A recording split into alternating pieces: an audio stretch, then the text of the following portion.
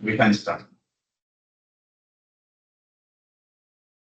Assalamu alaikum and good afternoon.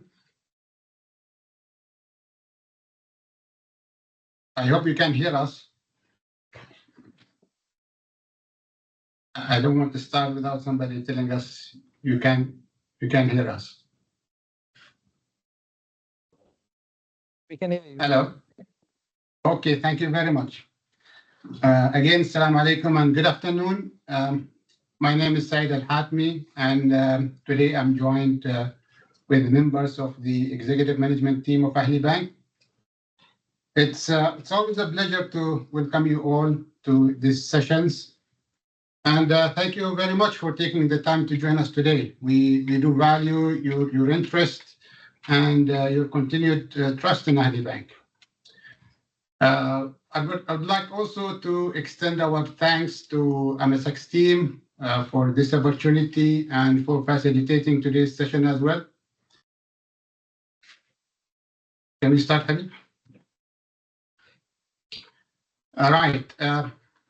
This is a very standard disclaimer for you all, please to note.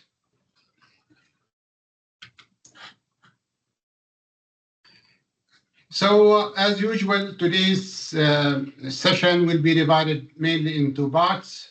In the first part, we will have a few slides and presentation to share with you. And maybe in the second part, we'll open it up for the Q&A session and discussion.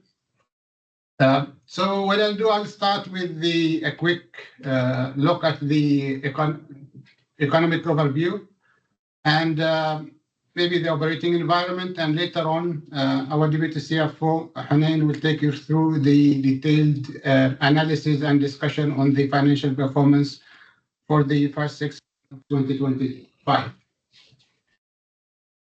To start with, at the macroeconomic level, Oman economy has remained on a steady footing in the first half of 2025.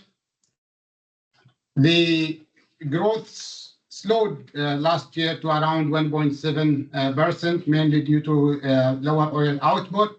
But for the 2025, the outlook is more positive and closer to around 2.5 rather percent growth. And this all driven by the non-oil activities. The government continues to pursue prudent fiscal management, while the surplus narrowed to about 215 million in June this year. This was expected again, given the softer oil prices.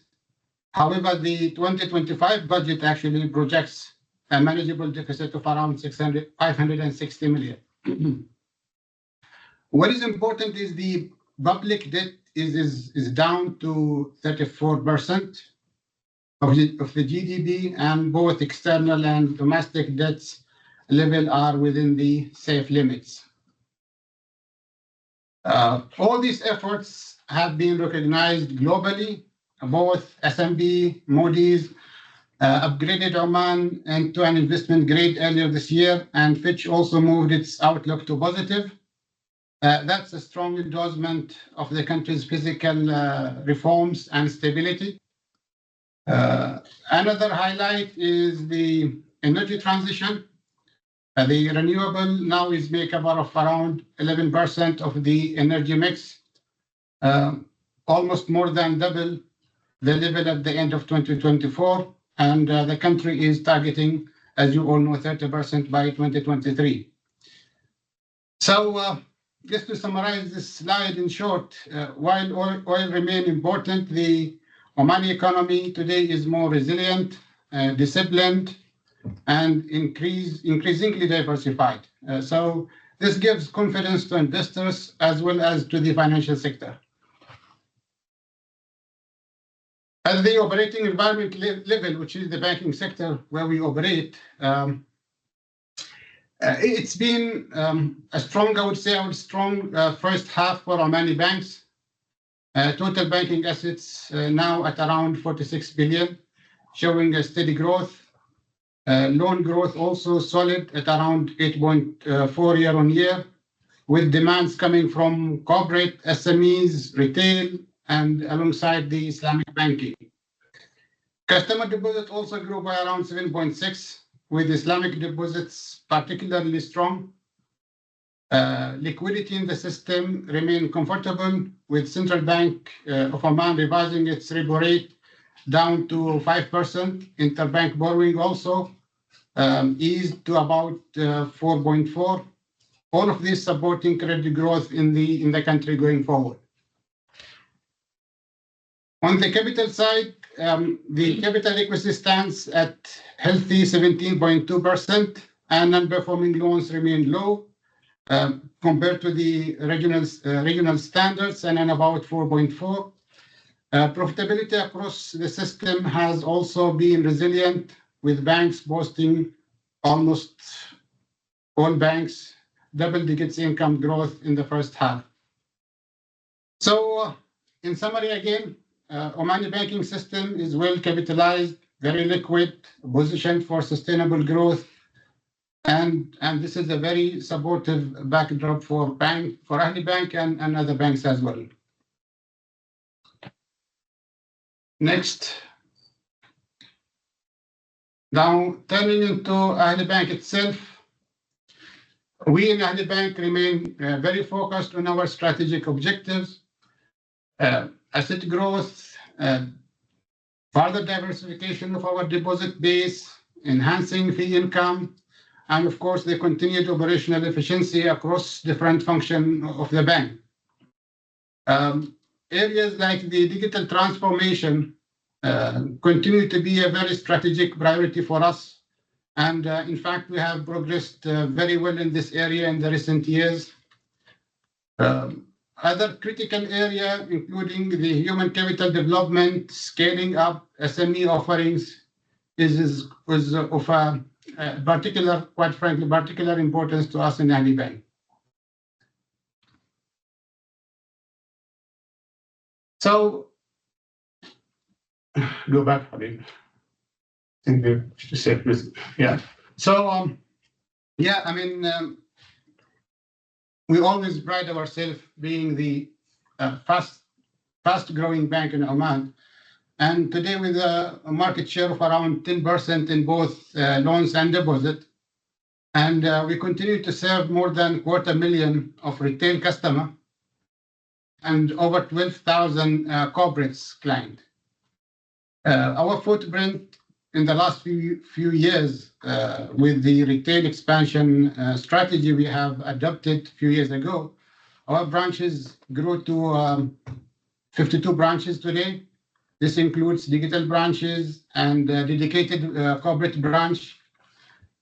And behind all of this, I would say, is a strong institutional shareholding base, which provides stability and alignment with the Oman long-term growth plans. Looking at the, I think you are in a hurry today in this slide. And there's lots of good stuff there to share with them. So on the number, on the growth side, I will leave big part of it to Deputy CFO later on. But what I would like to highlight actually is a few things here. As I said earlier, many times our growth being consistent and also well balanced. The total asset crossed 4 billion with an average growth of around 12%. Again, also loans over 3.1 billion with the steady double-digit growth. Deposit have also crossed the 3 billion mark, and it's growing at a strong base. What's also important to note here is actually how we've been growing. Our cost-to-income ratio remain low at around 43%, showing a strong efficiency even as we invest in branches and digital transformation. Fee income also has increased to 26% of total income, diversifying sources of revenues and reducing reliance on spread. Particularly retail deposit now make up around 46% of our funding. This gives us a more stable funding base, and maybe this being an area of discussion in the past few years. So our discipline and performance has been recognized also by the rating agencies, with both Fitch and Capital Intelligence moving us on a positive outlook.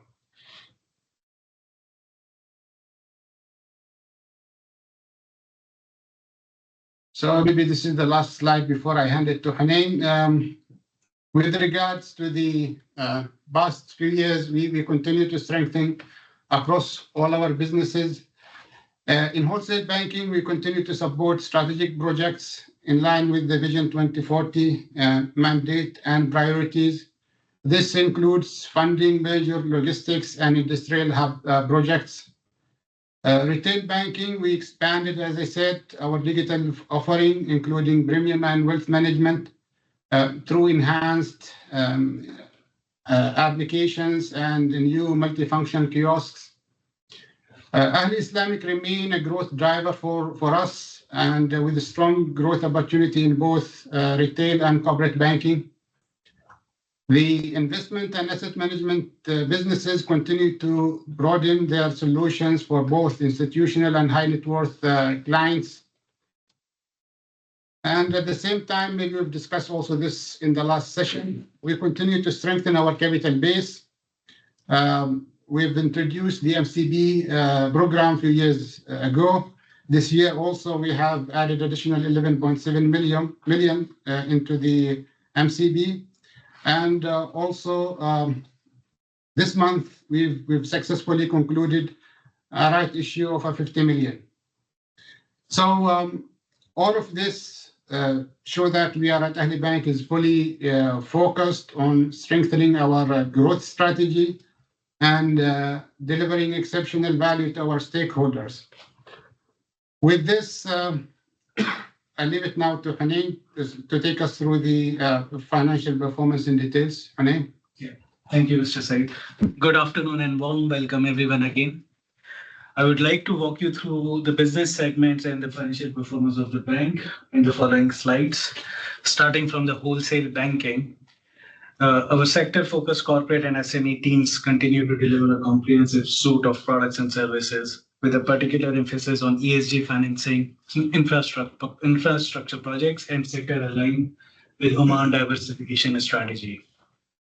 Wholesale banking assets recorded a 2.7% year-on-year increase, representing a strong average growth of 10.9% over the last 2.5 years.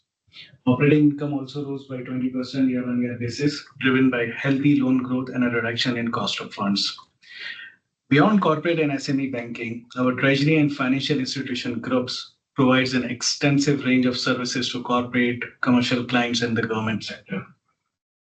Our investment banking division, encompassing advisory, asset management, and brokerage, continues to expand its offering, providing clients with fundraising opportunities, innovative investment solutions, and diverse asset management services.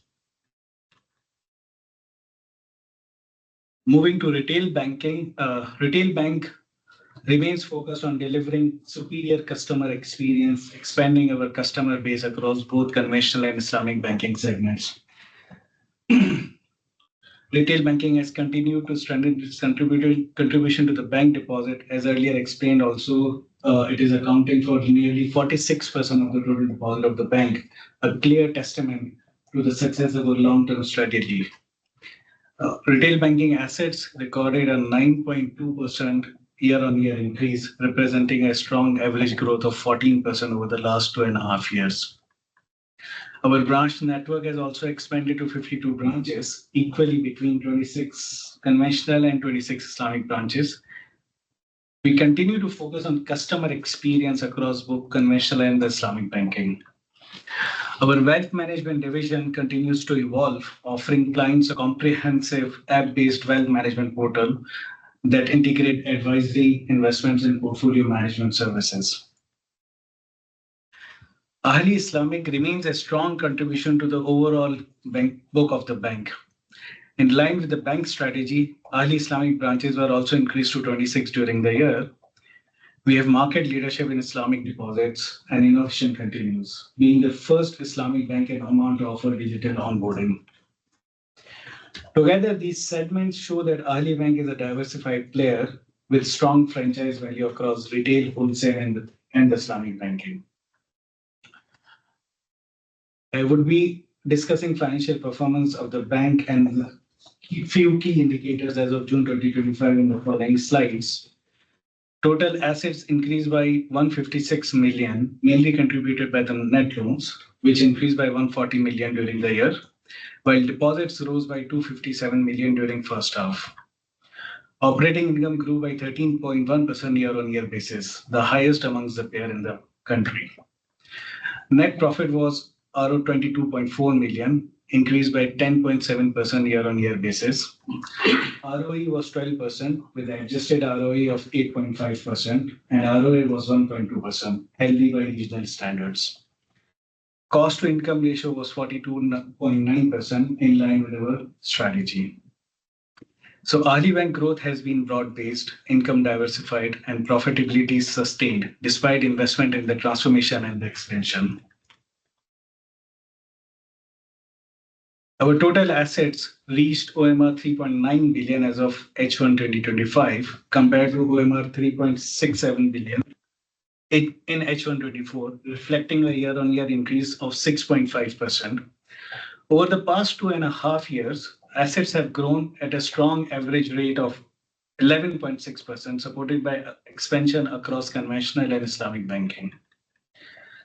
Net loans grew to OMR 3.16 billion in H1 2025 from 2.93 billion in H1 2024, an increase of 7.9% year-on-year basis.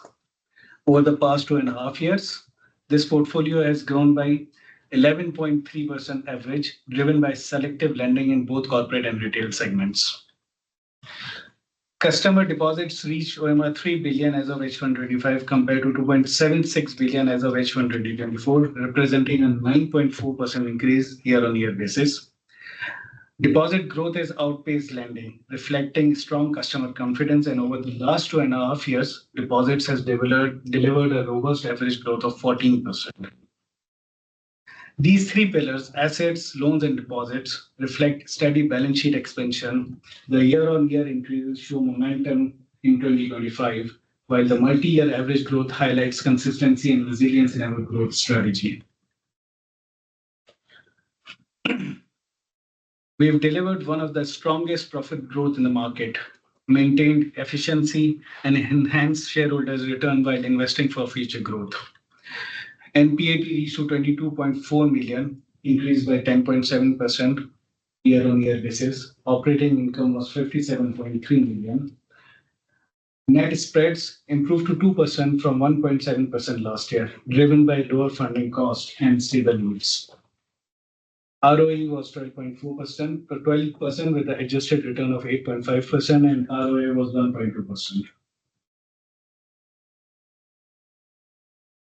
Moving to assets quality, Ahli Bank continues to maintain a disciplined risk and credit management framework, ensuring asset quality remains stronger than industry average. Our NPL ratio stands at 4.3% as of H1 2025, slightly below the sector average of 4.4%, supported by conservative provisioning and proactive monitoring. Loan exposures remain well diversified across the sectors, which includes government-related entities, manufacturing, trade services, and retail banking. At the same time, we continue to finance Oman Vision 2040 priority sectors, which includes renewable energy, logistics, tourism, fisheries, and agriculture, ensuring prudent growth with sustainability in mind. Our funding portfolio remains sound, underpinned by consistent growth in customer deposits, and to diversify our funding base. Overall liquidity position remains very comfortable with the ratios above the ratios, reflecting our strong position in prudent management. The shift has also helped to lower cost of funds, with customer balances increasing significantly. On the capital front, CD ratios and overall CAR was 15.6% as of June 2025. As earlier mentioned, we have successfully completed our 50 million right issue in August 2025. Moreover, we have also issued second mandatory convertible bond in April 2025, amounting to 11.7 billion. Ladies and gentlemen, to conclude, Ali Bank has delivered a strong first half of 2025. We achieved healthy growth in assets, income, and profitability while maintaining strong asset quality and capital buffers. In addition to these financial results, I am pleased to highlight some of the recent recognition the bank has earned, including being named Best Bank for SMEs and Best Bank for Digital Services in Oman, among other accolades. Our strategy remains very clear to expand prudently, diversify income, continue to increase efficiencies, and accelerate digital transformation, all while staying aligned with Oman Vision 2040. Thank you once again for your trust and partnership. We will now be happy to take your questions. Thank you, Hanif. Thank you. Please feel free to raise your hand and unmute yourself to ask the questions.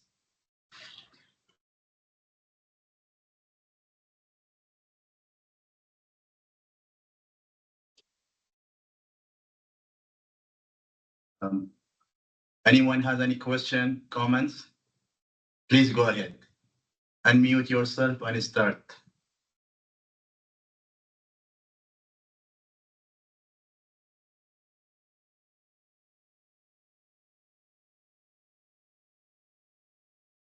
Okay.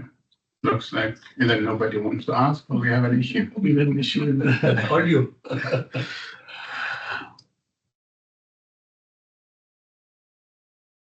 Hello? Any questions? Yeah. Okay, Bishan, go ahead. Please unmute yourself and go ahead. Hi, good afternoon. Am I audible? Yes, you are. Yes, audible. Bishan. Thank you for the presentation and congratulations on a good set of numbers. You mentioned about your retail network, expansion strategy along with digital banking. If you could just give us an insight in terms of how many branches have been opened, what's the target over there? How do you see that sort of, I've obviously seen the growth in deposits. So if you could just give us some sort of insights into your retail network expansion strategy or branch expansion strategy. That's the first question. Okay, on the retail part, as I said, we have currently 52 branches across the country. These are physical, digital, and we have also a corporate branch. In terms of the going forward, as we mentioned earlier, our plan is to ensure that we present in every city and major city in the country. So the plan is we are looking at a number around the 60 plus or minus, where we ensure that between both retail conventional and retail Islamic, we have enough branches across the country. Having said that, we continue to leverage on our investment in the digital platforms as well. Okay, noted. Thank you for that.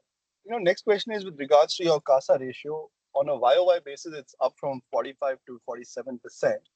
But if I look at quarter on quarter, there's been a slight dip. Is that because of higher mobilization of deposits during the quarter? Because I believe during the quarter, your loans and deposit growth was evenly matched. So if you could just comment on the CASA during the quarter, and in general, what's an aspirational number? What is the exact number? You have 47%. See, the movement of CASA is basically when it goes a little bit volatile, is the corporate account. Sometimes you always have one or two what you call accounts which move from the call account out and in. So it's not a very material change. If I'm not wrong, it's a small change. It's not it. It's a small change. And also when the interest rates decline is happening and expected, some of the corporate customers move from the call account to fix the rate for the fixed deposit. So it's more of a short-term thing. On a long-term basis, the growth in CASA will continue, especially from the retail side. Noted. And with regards to sort of the key drivers for the numerator, for your savings account, how do you see that mobilizing, and the expansion strategy? How does that sort of dovetail into higher sort of CASA, build up over the next few quarters? We continue to be bullish as far as the retail CASA segment is concerned. We believe that the investment made both in the branches, technology, and people are showing results, and which last 6 months are a very clear example of that. And the next 6 months are not going to be any different. If anything, it should be better because whatever investments we have made, as I said, in technology, in people, in branches, it's all showing results. The pipeline seems to be good. So we are pretty optimistic and positive for the second half as far as the retail CASA build-up. The corporate CASA or institutional CASA is a bit more opportunistic based on the money supply situation and what's going in the country. Our focus continues to be more of the retail CASA, which is more solid and which is more long-term and more cost-effective. Okay. One of the observations about Ahli Bank over the past few years is you've been extremely efficient in utilizing your balance sheet. And what I mean by that is, if I look at the bank, it's, every periodic interval, it's raised money through rights issue. But at the same time, it's justified that by a very solid loan growth, an asset sort of growth. So congratulations, to implementation of the strategy. We've seen a rights issue earlier this year. What sort of runway do you see with that extra capital in terms of loan growth and what are your thoughts on overall asset growth for the bank? See, the asset growth will continue to have the same pace, if not better, in the second half. Of course, a lot of caveats to be put. It's all the competition, the market situation, how what you call geopolitical, everything is, of course, with all the appropriate caveat. We do not see any hold or any decline in terms of the asset growth. And as you rightly said, we have some firepower in our kitty with the capital of 50 million raised. And the second half should be better than the first half. I'll continue asking questions. If there's no one else in line, else I can wait and come back. Is that fine? Yes, that's yes, I think it's fine. Thank you. Anyone else has a question? Please go ahead.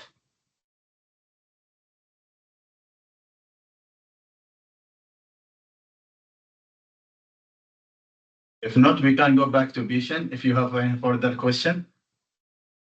Yeah, thank you. I'm privileged to have the opportunity to have a one-on-one with the management. So Go ahead, Bishan. Yeah. Thank you to my peers. So, the next question is with regards to, cost of risk or in general, the risk sentiment in the market, how do you see that evolving? We're well past COVID now. We've been blessed to have stable oil prices over the past couple of years, which has seen very good macro build up. As a bank, what sort of discussions are you having, with your clients? What are the sort of sectors where you still see some pain or in general, some comments on cost of risk? Because we saw a pretty big cost of risk number in the first quarter. Second quarter was in line with your sort of generalized cost of risk. How do you see that evolving? What sort of discussions you're having? You give us a loan split up and 28% is from the retail segment. But if I'm not mistaken, and please correct me, personal loans are capped at 6%. And I would imagine your overall sort of blended lending rate would be more than that. So how do you see that mix? And I will also mention that Ahli Bank, I think, is a market leader when it comes to corporate to retail split. So it stands at 70 to 28, which is, I think, the highest in the market. So, just a general comment on how cost of risk is. What are your comments as, one of the sort of players in the market? Thank you. Okay, so we continue our focus on corporate growth. And like you mentioned, yes, wholesale banking is an area of growth. Maybe the growth has not been seen as much as usual in the first half. There have been a lot of competitive pressures in the market, but we are selective in the assets that we are booking. We want to do a balanced approach where there's lower risk, obviously lower reward with the high risk transactions as well. So we see a healthy growth in our pipeline, but as I mentioned, it's going to be quite selective in terms of the risks that we are getting into. There are some sectors which are coming out of difficult situations, but we are seeing a lot in the diversified sectors, and these are quite healthy yielding transactions. A lot of PPPs and government-owned companies coming up with refinancings and expansions and transactions as well. So we are confident that with the expected Fed cut rate over the next couple of months, we would be seeing better yields going forward, inshallah. Inshallah. Thank you. Next question with regards to, sorry, any other comments? No, go ahead. Go ahead. Next question with regards to your other operating income. I've read the report. I've seen sort of some key traction on that. The mining project of 100 million riyal, the Sukuk issuance, your debt prowess. Now, if I look at your other operating income, I think if I'm not mistaken, it's around 25% of the total income. What are your thoughts on other operating income as a driver of overall profitability, and what's an aspirational number there with regards to the market or in general as a bank? I think, Vishen, we have hit the sweet spot, what you call, as far as the other operating income is concerned, as a percentage of total income. And our objective is to ensure that we sustain these numbers as we grow in our balance sheet and as we grow in our overall operating income. The good part is that a substantial, if not a very substantial part of this other operating income is coming from core businesses. When I say core businesses, it's more sustainable businesses rather than one-off, at least in 2025, when we speak of the first half. Our wealth management business and asset management business, investment banking business, which we started a few years back, has given us a good traction in the other operating income, as much as our treasury business with the increase in the balance sheet and our footprint into interiors, our SME business increase, our forex in the treasury business has also given us a good amount of traction. So our objective continues to maintain these numbers in the range what we have right now, and to ensure we are able to scale up as we scale up the balance sheet and the P&L. Okay, and last sort of comment/query from my side. Firstly, thank you for explicitly mentioning adjusted net profit and return on adjusted equity. That's for you, Vishen, I think I'm notorious for requesting management. So I duly appreciate putting it out there. I think it's prudent and very well appreciated. It's more transparent. I think it's more transparent. No, transparent. I think that's absolutely. I've seen tremendous growth from the bank. So kudos. It's at 8.5% as we stand. So how close are we? I know you don't talk about forward guidance, but realistically, a double-digit adjusted ROE. Are we on track for that? What sort of traction do we see there, sir? That's the last question. That's to the entire team from my side. I don't think it's gonna take some time, but I think it will come. Point of time.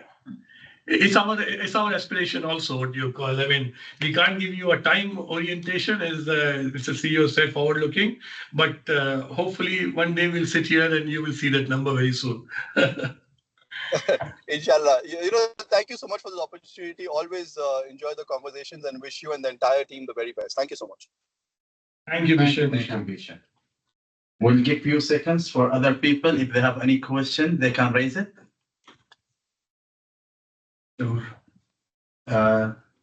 Yes, from Vision Sure. Please unmute yourself and go ahead. Yes, hi.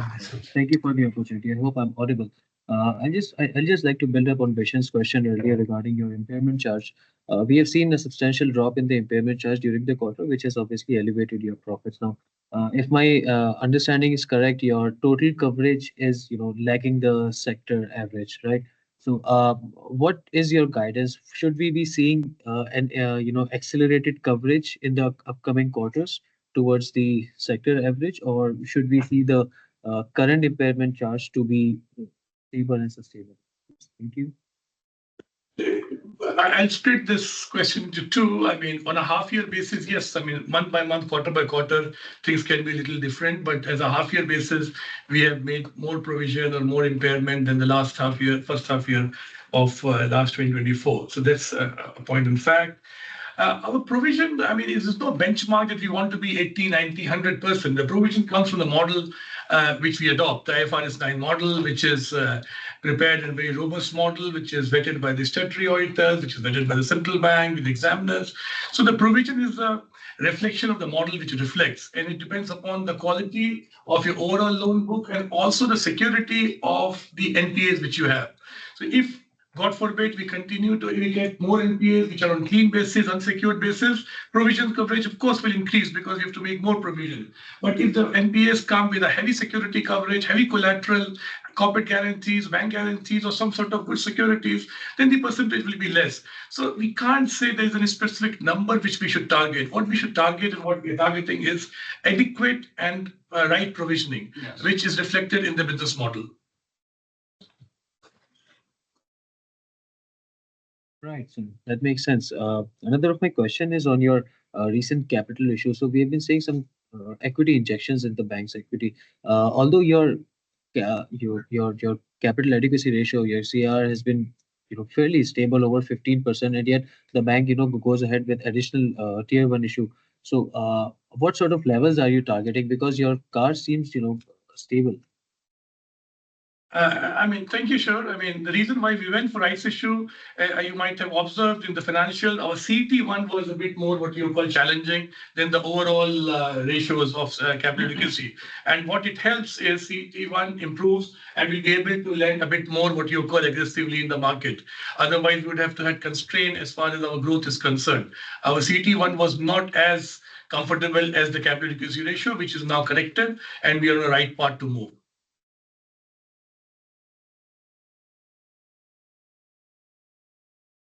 Thank you, sir. And my last question is regarding your deposit split. We've seen a certain shift in the split, which indicates that your fixed deposits have increased a little bit relative to your total number. So should we expect this to correct going forward, or is it the new deposit mix that we should work on?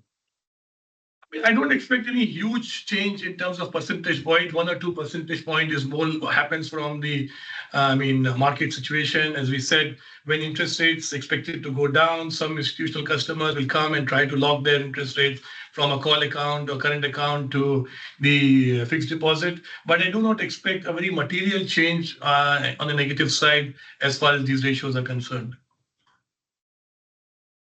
Perfect. Thank you, sir. That's all from my side. Thank you. Thank you. Thank you. You're sure. Anyone else? Okay. So if there is no question, Mr. CEO, we Yeah, can. thank you. Yeah. Thank you for everybody's time. Okay, thank you very much for attending today's session. Thank you.